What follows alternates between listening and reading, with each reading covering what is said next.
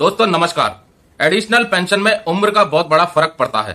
65 साल, 70 साल, 80 साल इस उम्र का जिक्र जरूर होता है और यह भी बताया जाता है कि सीनियर सिटीजन की एडिशनल पेंशन में इजाफा किया जाना चाहिए। तो दोस्तों इसके ऊपर जो जमीनी हकीकत है और वास्तविकता है उसके ऊपर प्रकाश डालेंगे। उससे पहले जो महत्वपूर्ण खबरें हैं उनको जरा एक बार आपको दोहरा देता हूं। वन रैंक वन पेंशन 2 की विसंगतियों के ऊपर, ओल्ड पेंशन स्कीम के ऊपर, 18 महीने के डियरनेस अलाउंस और डियरनेस रिलीफ के ऊपर, इक्वल मिलिट्री सर्विस पे के ऊपर सरकार की तरफ से अभी तक कोई भी रुख पॉजिटिव नहीं हुआ है। इक्वल मिलिट्री सर्विस पे का मुद्दा दिल्ली हाईकोर्ट में पेंडिंग चल रहा है और 6 सितंबर 2023 को इसकी सुनवाई होने वाली है। अब बात करते हैं एडिशनल पेंशन की। दोस्तों जैसा कि सुनने में आया है कि 65 साल के बाद 5% की वृद्धि होगी, उसके बाद 70 साल के बाद, उसके बाद 75, फिर उसके बाद 80 साल के बाद 20% तक की वृद्धि हो जाएगी। एडिशनल पेंशन का यह मुद्दा अब चर्चा का विषय बन गया है, क्योंकि जरा उदाहरण के साथ मैं आपको समझाने का प्रयास करूंगा। ये कोई जरूरी नहीं है कि प्रत्येक कर्मचारी 60 साल की उम्र में रिटायर हो रहा है।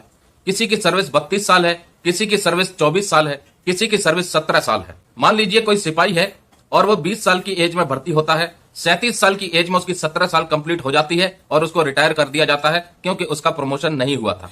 ऐसे में अब वो क्या एडिशनल पेंशन के लिए 65 साल होने का इंतजार करेगा?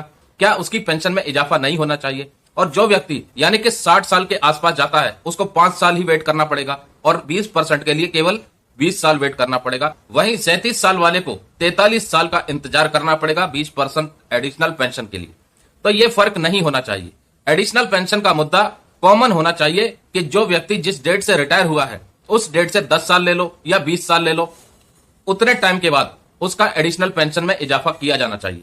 तो ये एज क्राइटेरिया जो एडिशनल पेंशन में रखा है ये कहीं ना कहीं एक बहुत बड़ी विसंगति है, क्योंकि एक आदमी 37 साल की एज में रिटायर हो रहा है, एक आदमी 60 साल की एज में रिटायर हो रहा है और 60 साल वाले का तुरंत के तुरंत एडिशनल पेंशन एक्स्ट्रा हो जाएगी और वहीं 37 साल वाले का बहुत टाइम लगेगा उसकी पेंशन में इजाफा होने में। इसके ऊपर सरकार को विचार करना चाहिए कि जो लोग कम सर्विस में, कम एज में रिटायर हो जाते हैं या फिर ऑर्गेनाइजेशन की वजह से जो टर्म्स एंड कंडीशंस होते हैं उनकी वजह से उनको रिटायर कर दिया जाता है या मेडिकली ग्राउंड की वजह से उनको सेना से बाहर कर दिया जाता है, तो उनकी जो एडिशनल पेंशन है वो कितने साल के बाद 5%, 10%, 15%, 20% बढ़ेगी?